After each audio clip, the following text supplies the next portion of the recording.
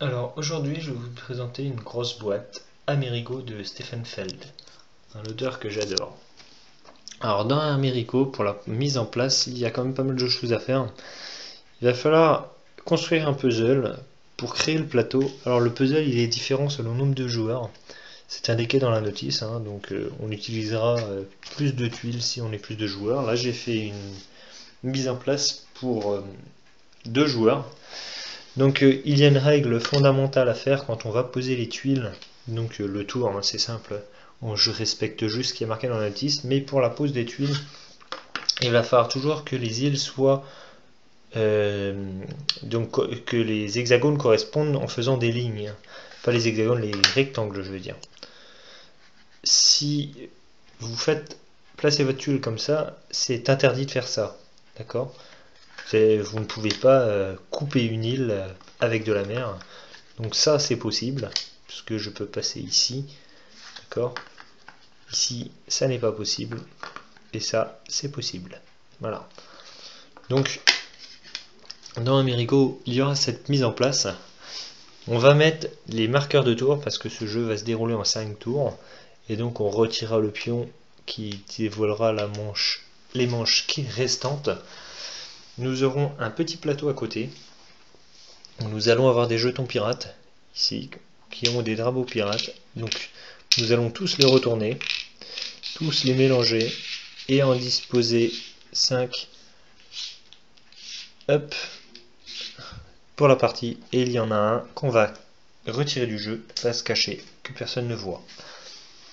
Pour finir la mise en place, nous allons avoir des ressources à disposer sur toutes les îles ayant donc du café, de la noix de coco, je sais plus très bien ce que c'est ça, du tabac je crois, et vous avez donc du coton et de la vanille. Donc ces ressources seront disponibles pendant qu'on va construire. Nous allons aussi y compter donc tous les hexagones des îles, et quand une île dépasse 20 hexagones je crois, logiquement c'est ça. Donc quand une île va dépasser 20 hexagones, nous allons placer un coffre dessus qui n'a pas vraiment de place, seulement celui qui terminera l'île empochera le coffre, et qui vaut en fin de partie 3 points ou 3 pièces. Donc 3 points de victoire, c'est indiqué ici. Un coffre égale 3 points de victoire. C'est pas ça du tout, c'est ici.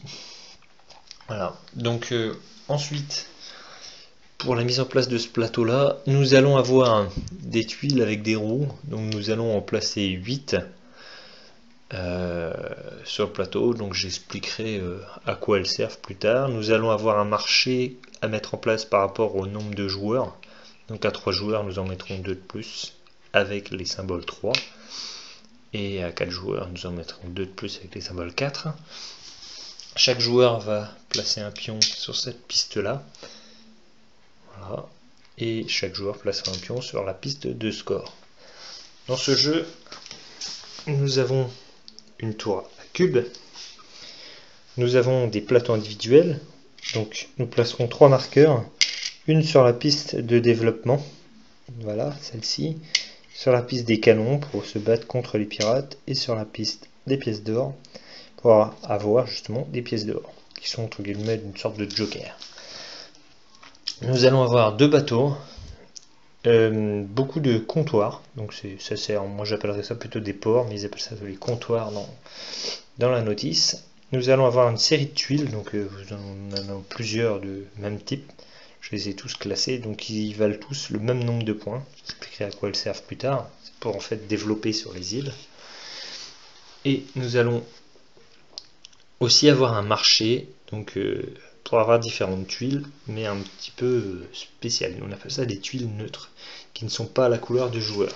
C'est-à-dire que nos tuiles, voilà une série de tuiles, qui ont notre couleur. Si je vous prends une tuile neutre, elle n'a aucune couleur. C'est un lac. Après, il y en a qui sont des jardins, voilà. Alors, après avoir placé toutes les tuiles de ressources sur les îles, nous allons passer aux phases d'action. Donc nous avons la tour à cube et nous allons jeter tous les cubes du jeu, donc il y en a 7 de chaque couleur, dans la tour. Voilà, et donc vous en avez certains qui restent bloqués. Alors ceux qui tombent en règle générale, je fais comme s'ils étaient déjà tombés, et on va placer tous les cubes en les triant sur la roue que se trouve ici. Alors, après avoir rangé tous les cubes, nous allons commencer, et on commence un tour en prenant chaque tas l'un après l'autre, en commençant toujours par le tas bleu qui nous indique la flèche ici, comme quoi c'est le début du tour, et quand nous revenons à l'étape bleue, le tour suivant démarre. Alors, avant de commencer, on va retourner un pion pirate, et nous savons qu'il va falloir avoir une puissance de 3 en canon pour ne pas avoir de points négatifs. Parce que les pirates nous font perdre des points. Voilà. Donc pour nous battre, il va falloir faire des canons. Alors, chaque couleur correspond à une action. Donc nous commençons par la case bleue, donc nous prenons tous les cubes et nous les remettons dans la cordée. Et comme par magie, il y a un cube marron qui est sorti. Ça c'est très bien. Alors, ici nous avons 3 cubes bleus qui sont sortis et un cube marron. Ça veut dire quoi? Ça veut dire que nous avons le choix entre l'action bleue ou l'action marron avec une puissance de 3. C'est-à-dire que nous avons le plus grand nombre de couleurs, de cubes de couleurs identiques, c'est la valeur de l'action.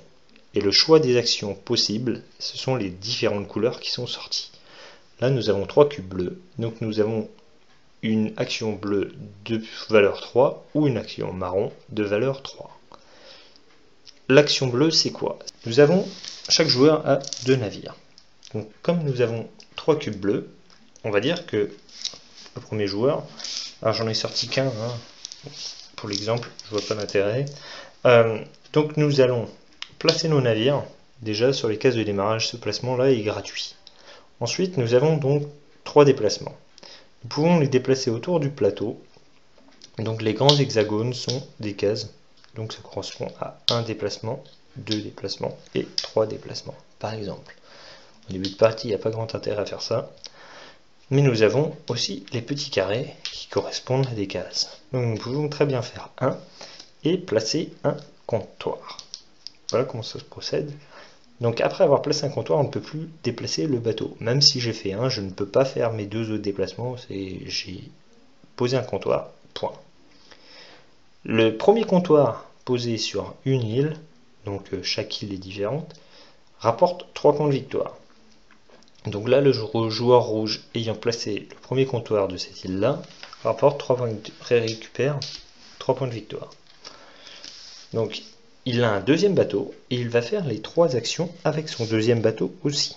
C'est chaque bateau qui aura un déplacement de 3. Alors stratégiquement, il devrait se mettre là et faire 1 et poser un nouveau comptoir. Ici, donc, comme c'est le premier de l'île, il obtient à nouveau 3 points de victoire. Jusque-là, tout va bien. Imaginons qu'il fait cette action en étant à ce stade-là. J'aurai 3 déplacements, donc je ferai 1, 2 par exemple, et je placerai un comptoir. J'ai 3 points parce que c'est le premier, d'accord? Et je vais faire par exemple 1, 2, 3 avec mon deuxième, et je place ce comptoir ici.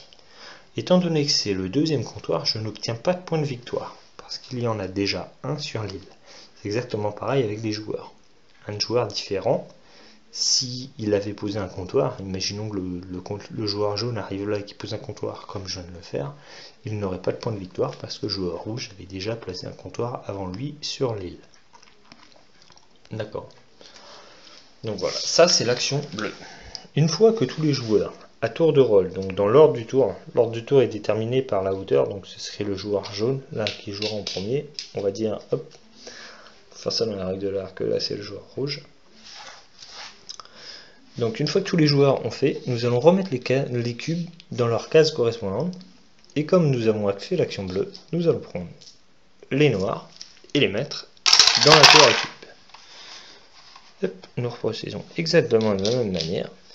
Et donc là, j'ai 4 cubes noirs qui sont sortis, un cube bleu et un cube blanc. C'est-à-dire que j'ai le choix entre l'action noire, l'action bleue ou l'action blanche. avec une puissance de 4, puisque le plus grand nombre est 4. Donc, alors, quelle est l'action noire? L'action noire, c'est simple, c'est obtenir des canons. Donc comme j'ai 4, je viendrai mettre mon marqueur de canon sur mon plateau individuel sur 4. Ce qui va me permettre, en fin de tour, de battre les pirates. Comme ils sont d'une puissance 3, je pourrais les battre. Donc voilà. Donc ça veut dire que j'ai fait cette action-là. J'expliquerai toutes les autres après. En règle générale, les cubes qu'on met reviennent. Ça arrive que ça revienne pas, mais bon, ça serait un exemple de la tour AD. Donc, hop, nous passons à l'action rouge, donc d'une puissance 4. L'action rouge, c'est l'action planification, c'est-à-dire qu'on va en gros dessiner des plans pour construire justement des maisons, des cités, sur les îles avoisinant nos comptoirs que nous avons posés avec nos bateaux. Alors, comment ça marche? Nous avons une action de 4, donc nous avons le choix entre le noir, le blanc et le rouge. Alors je vais faire le rouge. Le rouge, c'est cette action-là, donc c'est l'action planification. Nous allons faire des plans et les tuiles le coût des tuiles est indiqué ici. Donc en rouge, il y a une petite partie vert aussi, j'expliquerai pour toi, c'est la deuxième étape. Donc nous avons le choix de pouvoir prendre une tuile soit de 4 ou bien une tuile par exemple de 2, donc en sachant que j'ai 4 cubes. Donc si je prends cette tuile, qui vaudra soit 4 points, soit 6 points. J'expliquerai pourquoi le 4 ou le 6. Donc celle-ci, j'en aurais pris 2 que je mettrai en bas de mon plateau. Alors il vaut mieux bien différencier les tuiles qu'on a obtenues et les tuiles qui sont à prendre.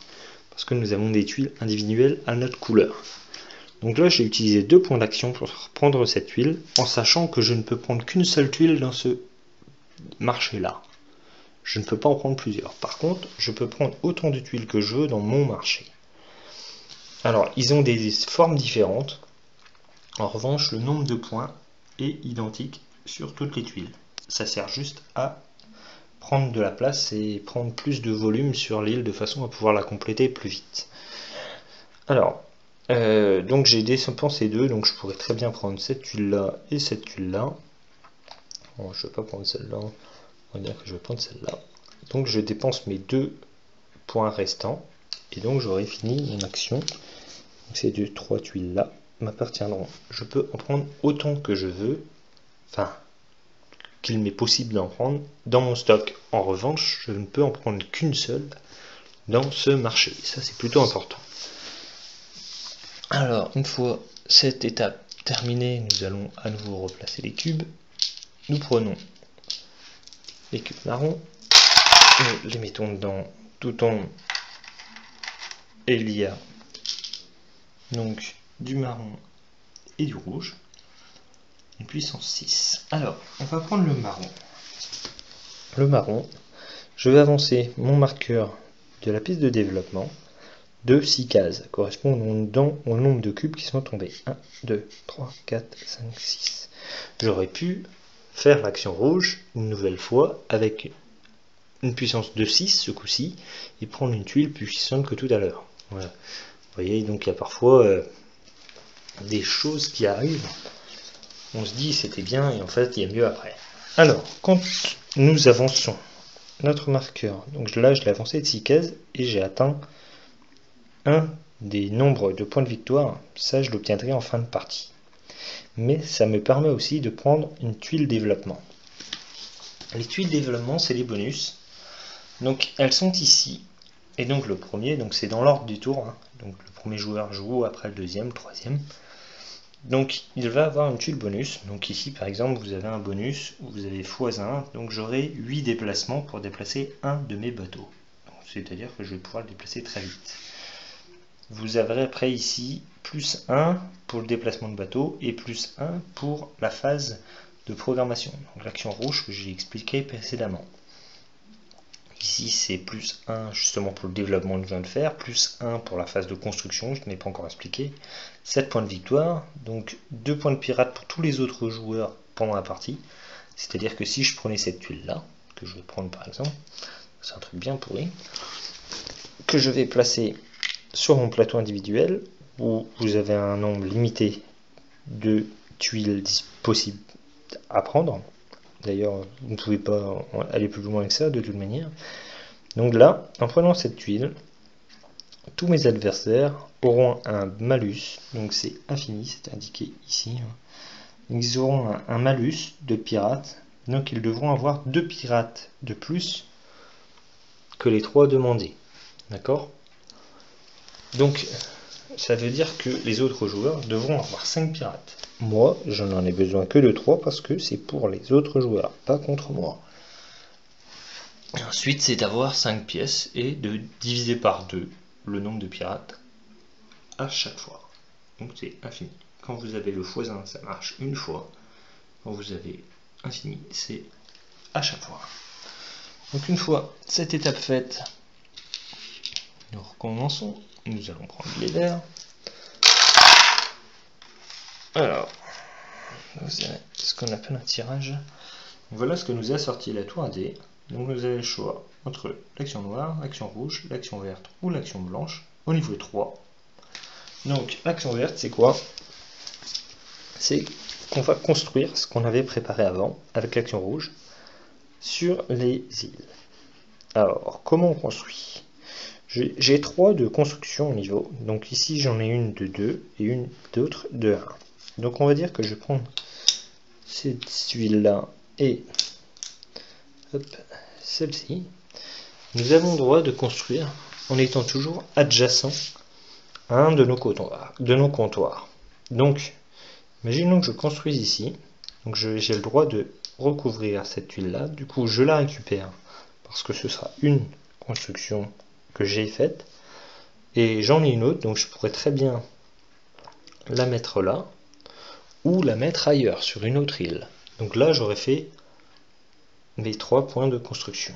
Donc là, je récupérerai aussi le café qui était présent, que je mettrai sur mes plateaux individuels. J'expliquerai en fin de partie à quoi ça sert ces tuiles-là.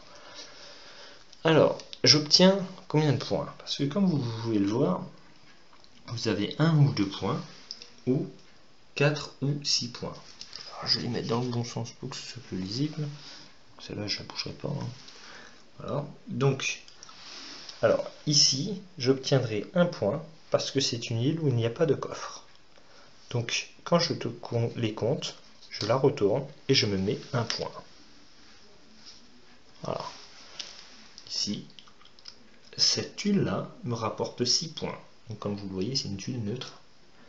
Donc, elle me rapporte 6 points parce que c'est une île où il y a plus de 20 cases en fait. C'est une grande île.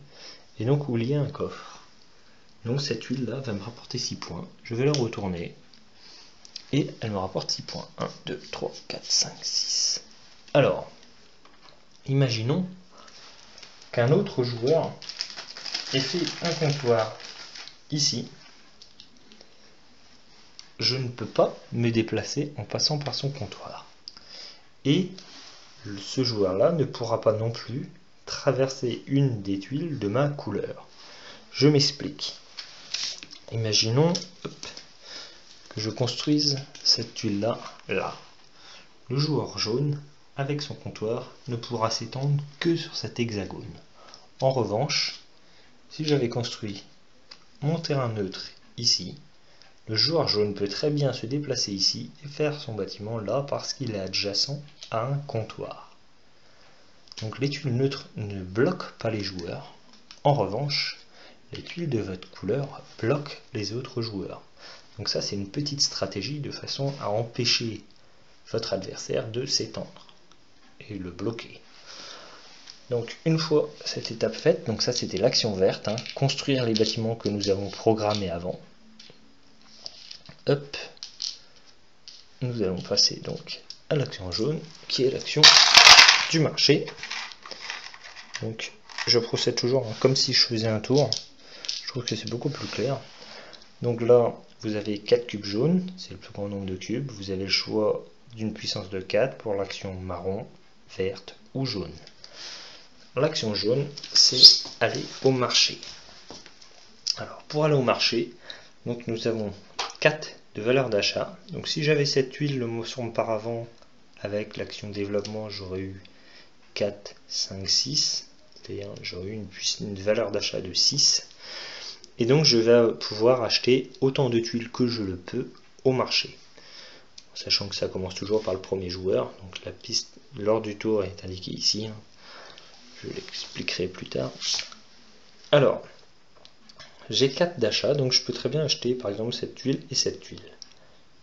Pourquoi ne pas acheter celle-là? Celle-là a exactement la même valeur que cette tuile-là. Seulement, elle coûte simplement plus cher. C'est-à-dire que celle-là, elle me rapportera autant de points que celle-là. Donc en fait, c'est bien le coût et pas le nombre de points de victoire qui est indiqué dessus. Donc, une fois que j'aurai acheté mes tuiles, je vais acheter ces deux tuiles-là. Je ne vais même pas acheter celle, oui, 4, bon, je vais acheter ces deux tuiles-là. Hop. Et donc, je vais les placer sur mon plateau, au même endroit qu'il y a les, comment dirais-je, les sacs, les dessins de dessiner. Voilà. Donc, à quoi ça sert? Ces tuiles-là vont être multipliées les uns les autres. C'est-à-dire que, ici, j'ai une, deux ressources pour un champ. Donc ça me fait 2 fois 1. Imaginons que je récupère 2 œufs de café sur le plateau en construisant mes bâtiments et que je récupère une tuile de café au marché. En fin de partie, je vais compter 3 tuiles plus 3 champs qui n'ont pas de numéro. Donc ça va me faire 3 fois 3. Et ce sera le nombre de points que ça me donnera en fin de partie. Et ça pour chacune des ressources disponibles sur les îles et au marché. Alors, ensuite, passons à l'étape suivante. Et nous aurons fait le tour complet. Donc, nous prenons les cubes blancs, qui sont des cubes, en gros, pour l'ordre du tour. Entre guillemets. C'est ce qu'on appelle les actions spéciales. Alors, nous avons 4 de puissance d'action pour le jaune ou pour le blanc. J'explique le blanc, le marché, on vient de le voir. Donc, j'ai le choix de pouvoir déplacer mon pion ici de 4 cases. 1, 2, 3, 4. Ou, imaginons que je me trouve ici. Donc vous aurez des points de victoire. Plus vous avancez, plus vous avez de points de victoire. En fin de partie, qui sont comptabilisés. Donc, imaginons que j'avais déjà fait cette action avant. J'ai le choix là, parce que ici en fait l'emplacement est blanc, donc il est neutre. J'aurai le choix soit de faire l'action blanche, soit de faire l'action jaune, soit de faire l'action de la couleur où se trouve mon pion. Si je fais l'action blanc, je vais me déplacer de 4 cases. 1, 2, 3, 4. Voilà. Ça me permet d'être premier joueur. Alors imaginons que c'est le joueur jaune qui joue ça. Il ferait 1, 2, 3, 4. Le prochain tour, c'est le joueur jaune qui jouera en premier.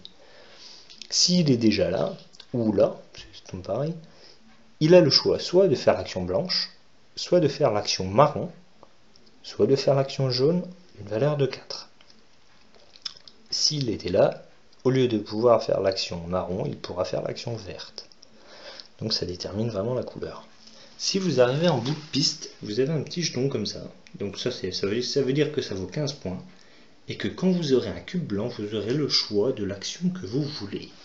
C'est-à-dire qu'à chaque fois que vous aurez un seul cube blanc, vous pourrez faire l'action que vous voudrez pendant le tour. Enfin, voilà.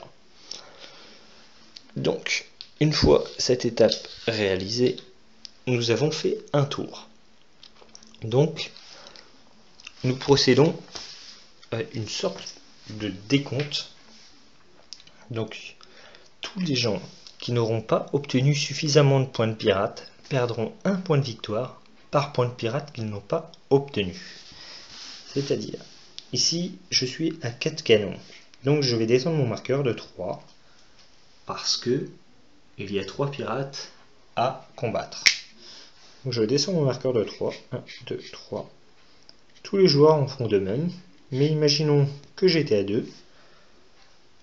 Qu'il en faut 3. Donc je vais descendre de 2 mon marqueur. Il m'en manque un, donc je perds un point de victoire. D'accord ? Une fois ceci fait, à savoir, cette tuile-là donne un malus aux autres joueurs. Donc imaginons qu'un autre joueur a 0 canon. Il aurait donc 3 plus 2, ce qui fait 5. Il perdrait 5 points de victoire s'il n'avait pas de canon. Ensuite, vous avez aussi une possibilité, c'est de pouvoir avoir des pièces. Les pièces, en fait, c'est une sorte de joker. Donc on va dire, on va passer à l'action suivante. Hop, nous avons sorti 4 cubes. Et si nous sortons, alors je vais dire que tout ça c'est sorti de la tour AD. D'accord? C'est un exemple. Donc nous avons 3, 4, 5, 6, 7, 8, 9 cubes. Donc nous avons la possibilité de diviser, si aucune des actions nous intéresse, de diviser la somme des cubes par 3 et de recevoir autant de pièces qu'indique le résultat. C'est-à-dire, ici, je pourrais obtenir donc 9 divisé par 3, ça fait 3. Donc ça me donne 3 pièces que je vais mettre sur mon plateau. À quoi servent ces pièces?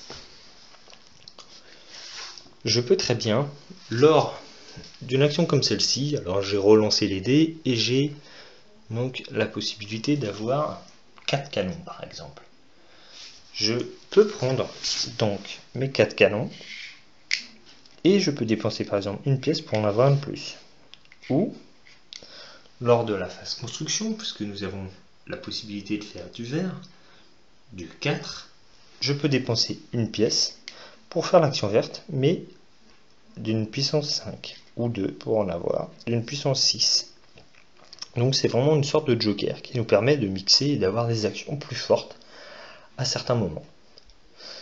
Donc il y a d'autres manières de gagner des pièces avec les tuiles. Ici vous en obtenez 5 d'un coup. Donc une fois que tout le monde a fait ses canons, à la fin de ce tour, donc on va dire que on n'a pas joué. Voilà, donc le tour s'était terminé avec l'action blanche. Nous avons un nouveau l'action bleue, donc nous faisons le décompte des canons. Et ben nous allons dévoiler un nouveau jeton pirate. Et là on est mal barré. Il va falloir avoir 4 plus 3 canons à la fin de ce tour pour pouvoir battre les pirates. Et ainsi de suite à chaque tour. Nous allons les dévoiler. Nous allons aussi retirer ce marqueur qui indique le nombre de points de victoire que nous obtenons quand nous terminons une île. Je m'explique. Ici, nous avons une phase de décompte. Quand nous complétons complètement une île, alors je vais prendre l'exemple de celle-ci, qui est toute petite. Donc ici, imaginons que je construise une, avec l'action rouge que j'avais programmée avant, l'action verte qui me permet de construire, qui va me permettre d'avoir des points de victoire. Donc ici, j'aurai simplement un point de victoire, puisque c'est une petite île. Je construis celle-ci et donc j'ai terminé mon île. Je vais avoir un nombre de points de victoire correspondant au nombre de comptoirs qui sont sur l'île, multiplié par 1, et le nombre correspondant au sablier. C'est-à-dire qu'ici, au premier tour, 5. C'est-à-dire que là, j'aurai 1 fois 5. D'accord ? Si j'avais 2 comptoirs sur l'île, j'aurai 3 fois 5. Si sur cette île, je vais vous donner un exemple. Hop. On va dire que sur cette île, j'ai 3 comptoirs, donc que je suis tout seul, que je l'ai complété intégralement. Alors là, je vais le faire un petit peu vite fait, mais on va dire que je l'ai complété très rapidement. Je vais même pas mettre les tuiles. Enfin, bref. Hop, que je vais récupérer forcément les ressources correspondantes. Hop. Voilà, donc quand je termine cette île, alors je conseille quand même de poser la tuile de ce côté-là et de la retourner quand on a pris les points, hein, ça c'est vraiment un truc. Donc quand j'ai terminé ça, là je vais compter, alors imaginons que je sois au premier tour, là je serai fort, mais bon. Ici j'ai 3 comptoirs. Mon île est terminée, donc je vais regarder la ligne qui comporte 3 comptoirs. La mise au point, il y a un peu trop de soleil. Donc 3 comptoirs, ça veut dire que ça me fait 5 fois 6, ce sera le nombre de points que j'obtiendrai pour avoir terminé cette île. Si un autre joueur est ici aussi, et qu'il a, je vais vous donner un exemple, imaginons que le joueur jaune ait 2 comptoirs, le joueur rouge, alors il faut savoir qu'il est possible aussi de construire sur les emplacements de comptoirs, c'est une technique qui est possible. Donc imaginons que le joueur rouge termine cette île, donc prend les comptoirs correspondants, prend les points correspondants, on va faire un décompte. Donc le joueur rouge a un comptoir, il a terminé l'île, donc il aura 1 fois 5 points. Si nous sommes à ce tour-là, il aurait 1 fois 3 points. Savoir, à chaque fin de tour, nous retirons, donc plus on va aller dans le temps, et moins ça rapportera de points. Donc imaginons que nous soyons au premier tour, le joueur rouge obtiendrait 5 points. Le joueur jaune, même si c'est pas lui qui a terminé l'île, obtiendrait donc 3 fois 5, 15 points. Voilà. Donc ça c'est une des manières de scorer. Alors nous allons jouer comme ça pendant 5 tours, et quand nous arriverons au dernier tour, nous allons forcément retirer tous les pions, et donc comme vous le voyez, le sablier, ça correspond à 1 point. Une petite précision sur les grandes îles. C'est exactement pareil qu'ici. On va dire que ça c'est une grande île, ça m'évitera de placer tous les tuiles partout, et que le coffre est ici. Ce sera le dernier joueur qui va compléter l'île qui obtiendra le coffre. Le coffre, donc il obtiendra les points de sa tuile, il va obtenir, comme tous les autres qui ont des comptoirs présents sur l'île, les points correspondant à leur comptoir, et celui qui a posé la dernière tuile obtient le coffre, qui vaut, comme je vous l'avais dit précédemment, 3 points de victoire. Donc voilà, ça c'est toutes les mécaniques de Amerigo, pardon. Et donc que je vous conseille vivement, un très bon jeu de Stefan Feld. Une chose que j'ai oublié de vous dire, lors de la remise en place, donc je vous ai dit, le tour se termine, on fait les pirates, on dévoile le nouveau jeton pirate qui vous dit combien de pirates vous devrez vous battre à la fin du prochain tour, et toutes les tuiles qui se trouvent à ce niveau-là sont défaussées. Les 4 autres arrivent ici, et nous allons mettre 4 nouvelles tuiles sur cet emplacement-là pour le prochain marché des évolutions. Donc les évolutions évoluent. Nous défaussons aussi toutes les tuiles du marché et nous en mettons des nouvelles correspondant au nombre de joueurs. Les cubes en revanche restent à leur place et nous recommençons à prendre juste l'état correspondant pour recommencer un nouveau tour. Alors pour vous montrer l'effet de la tour AD, je vais vous montrer juste ce que la tour AD retient. Donc voilà tous les cubes que la tour AD avait retenus jusqu'à présent. En sachant que quand vous en jetez, il y a des cubes qui vont sortir. Il y a des fois même, vous pouvez jeter des cubes et il n'y a plus rien qui sort. Donc là, c'est simple, vous n'avez pas d'action disponible lors de cette phase. Vous reprenez le tas suivant et vous continuez. Donc voilà, ça c'est le principe de Amerigo. Un très bon jeu de Stefan Feld. Donc une petite règle que je précise, lors du déplacement de bateau, l'action bleue, c'est chacun de vos bateaux qui se déplace. En revanche, quand vous posez un de vos comptoirs sur l'île, votre bateau, vous ne pouvez pas continuer votre déplacement, il est bloqué. Lors de l'action planification, vous ne pourrez prendre que une tuile au marché, d'accord, à ce marché-là. En revanche, vous n'êtes pas limité sur le nombre de tuiles que vous possédez dans votre réserve à vous. Donc ça c'est Amerigo. Alors je vous conseille d'avoir une grande table parce que il prend de la place. À 2 joueurs le plateau ça va, à 4 joueurs ça commence à être vraiment imposant. Donc voilà, c'était Amerigo, un très bon jeu.